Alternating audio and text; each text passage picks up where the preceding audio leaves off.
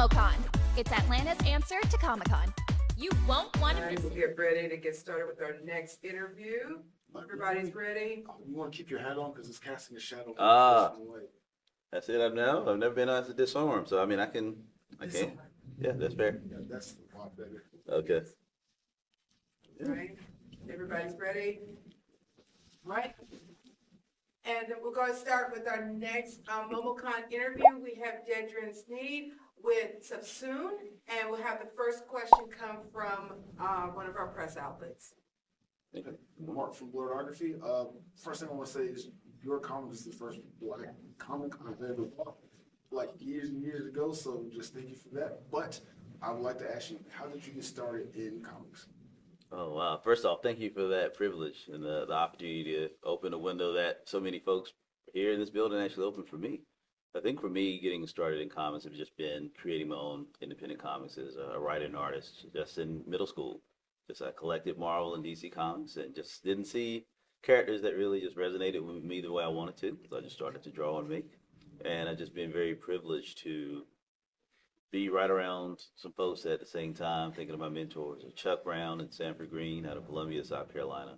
I think when I met them, and that was pre-Bitterroot, that was back in the, I think the 803 days when they were also just coming out as independent creators. Just seeing black men that were creating stories in that fashion in comics and just trying to make a way. I just remember going home and just getting all of my paperwork, all of my stories, all of my art. And it was just in this old Trapper Keeper, like it's old school, like all of my hopes and dreams in this one little binder. And I remember talking with Sanford and Chuck about it, and they were like, "You just need to go home and make it." And starting with that, and seeing folks like Milton Davis here in Atlanta, just also looking at in the space of Afrofuturism, that's really where I was able to put my work together into like the real comics that we see now with Subsume. Joy with Mon, a new podcast.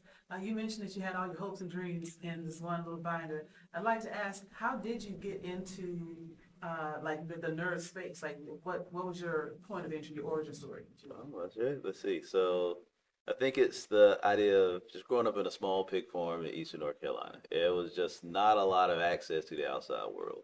So it was books to start off with. It was the encyclopedias at my local library. It was signing up for computer time and the idea of like, how do I make these things? So I've always been a maker. I've been very privileged to have a unique set of skills that when I learn very quickly and I can make most things, whether that's technological, creative, I've just had that as an act. And so for me, it was video games and Nintendo. And then it was going to Walden Books and finding these books from a series called Dungeons and Dragons and trying to convince, and this is right in the middle of the satanic panic, I think, of the mid to late 80s, where, and I'm growing up in this very strict Southern Baptist house, couldn't bring the books in the house.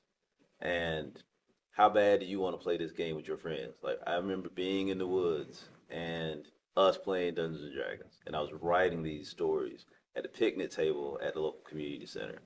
And that was it. It was just I could write my own story, I could make my own worlds. And it was right along things like The Never Ending Story and all these fantastic movies of the big 80s and early 90s. And I just knew that the things I was already taking in, I wanted to be a part of it. But I didn't know how to send a letter to Stan Lee. I didn't know how to get Steven Spielberg to come to Snow Hill, North Carolina, and see that I wanted to be a filmmaker. So right at the beginning of the net, right, mid-90s, when I was going to engineering school, I was starting to make websites. And could just see where the progression of a lot of this technology was, that we could make our own stuff. And it was this idea that just putting my stories and stuff out there, I was meeting a lot of people that felt the same way.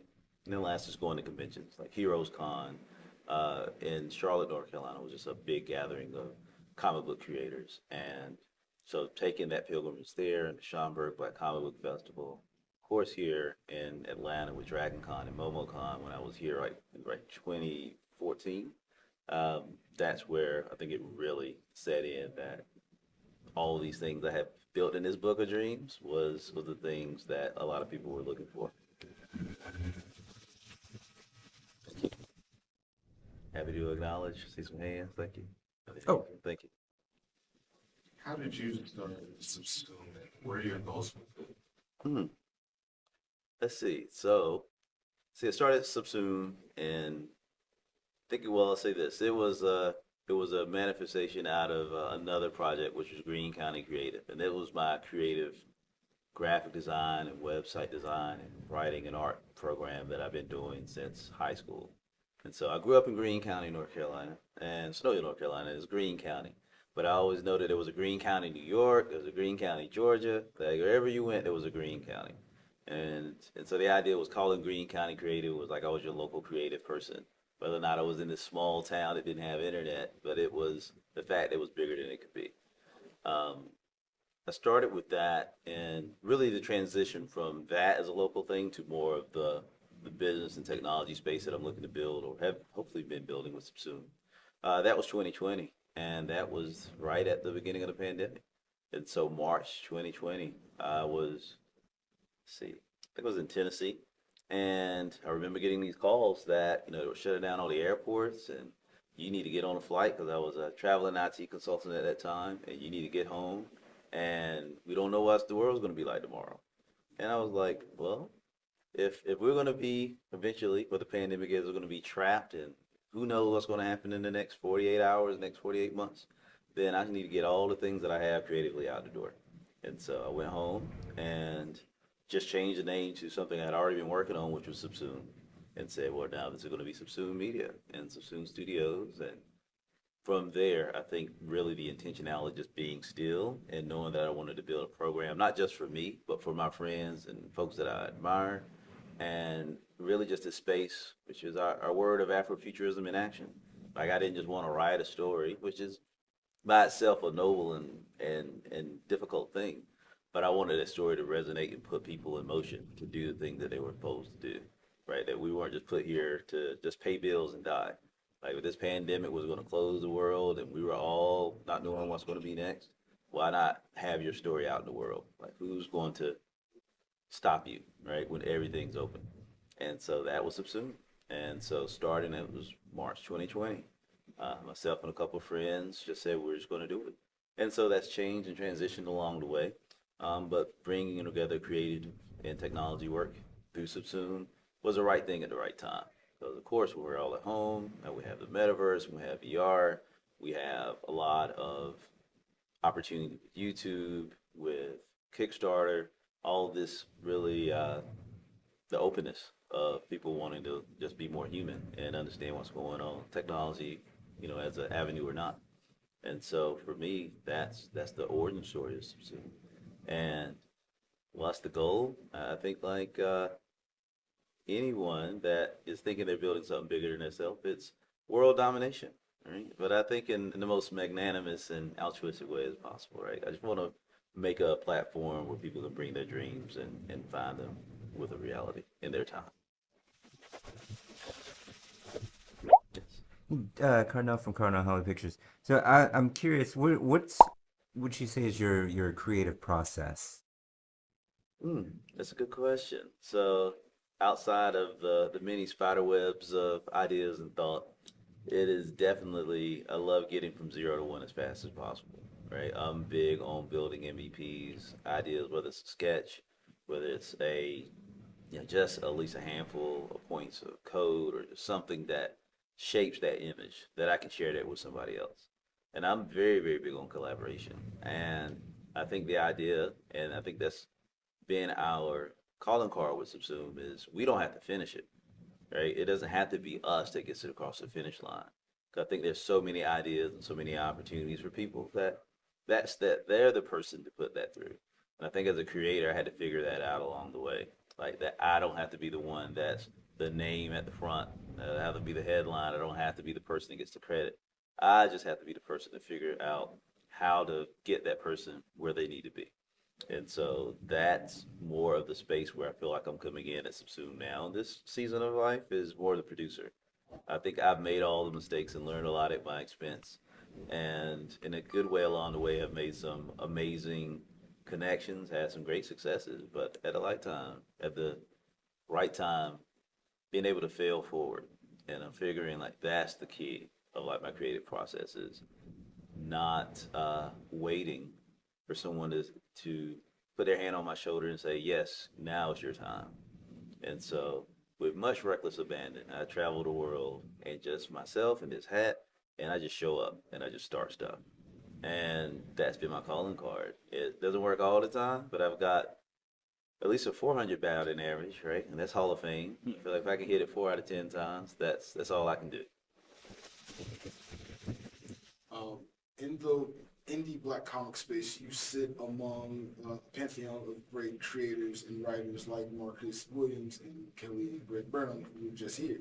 I want to ask you, outside of you, who else in the black comic space do you like idolize, or whose story that you've gotten to know that gives you inspiration to continue forward with yours? That's I even think that I could be carved in the same rock as Marcus Williams or Greg Burnham or Robert Jeffrey II. Just there's a lot, right? And I think in that sense, looking at someone who I see that seems to have a lot of the components and spaces right, I think I would think to Jason Reeves at 133 Art. And so Jason Reeves as not just only an artist, but I think from a business and entrepreneurship standpoint, understands the nuance, but also the absolutely necessity of ownership and agency and being able to build systems along with art that let you stay in control.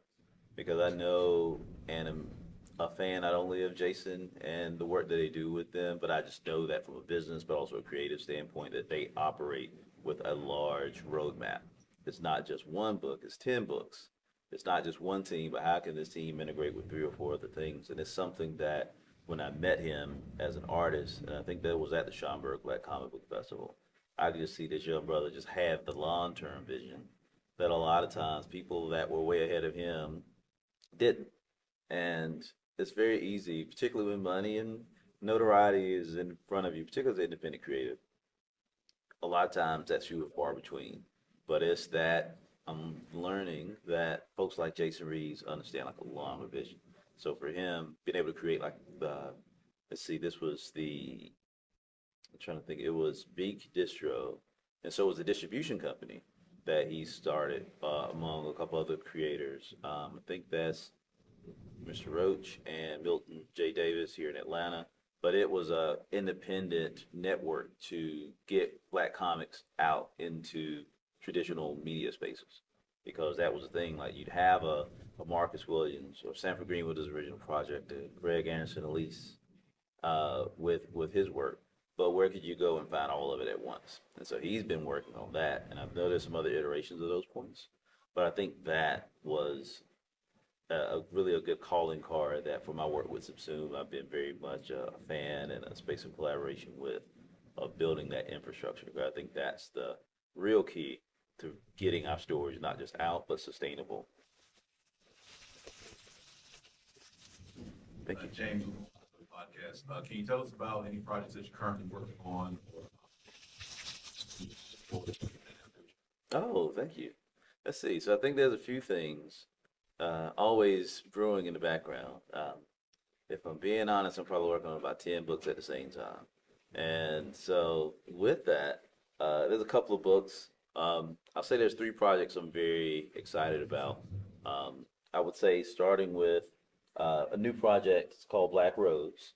And so I'm adapting this written series by an amazing creator. Milton J. Davis has written this book about a African mercantile family that travels to feudal Japan and through the Edo period, and looks at the historical context of black stories that travel through history.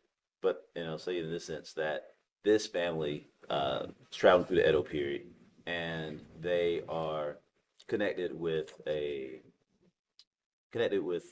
royal family in Edo at the time, and an insurrection happens during their travels where they're from West Africa and they're traveling and trading with Japan.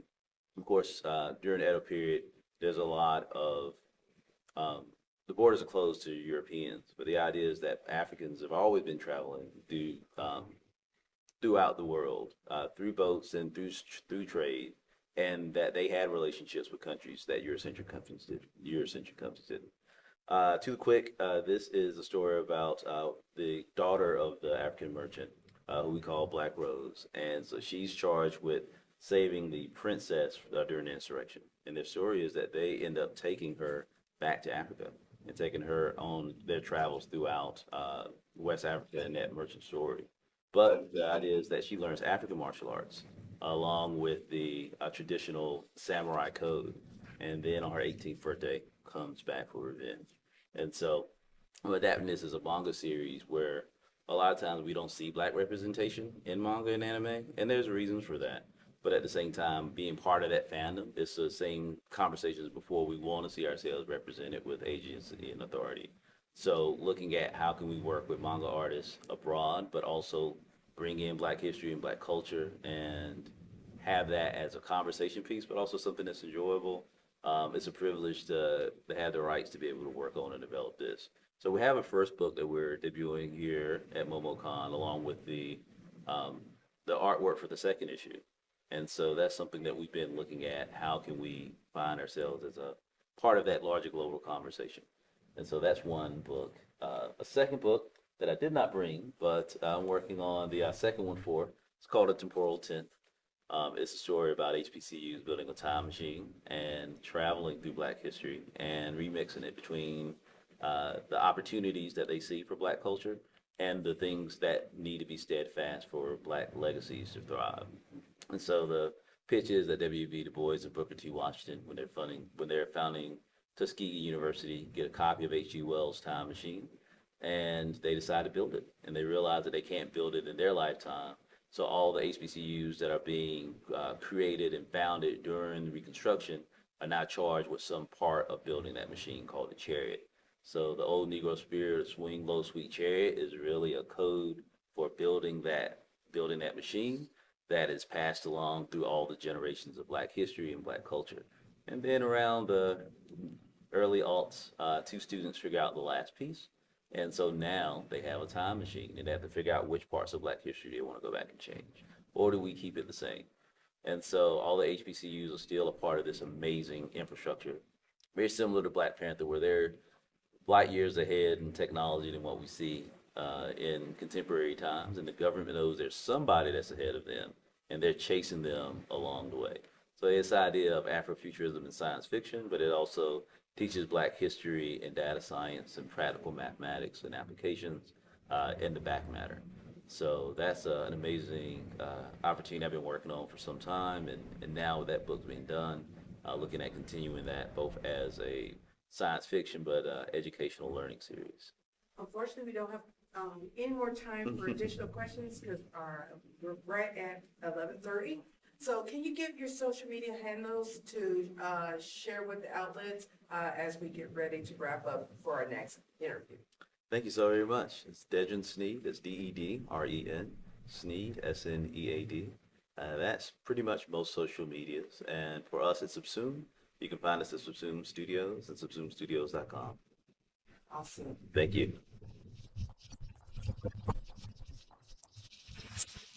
I do want to personally just ask you, since you said you were producing the book, what area would you want to go back in time to, or would you want to go forward in time versus back in time? Oh, goodness. I want to see the future. I want to see what happens. And so there's a lot of points in history I'd love to go back to. I love the European Renaissance, just where just so many amazing people were just in a short amount of space in Europe. You know, you had like a Leonardo da Vinci and all these amazing folks building stuff all in real time, and figuring out like the things that still last for now.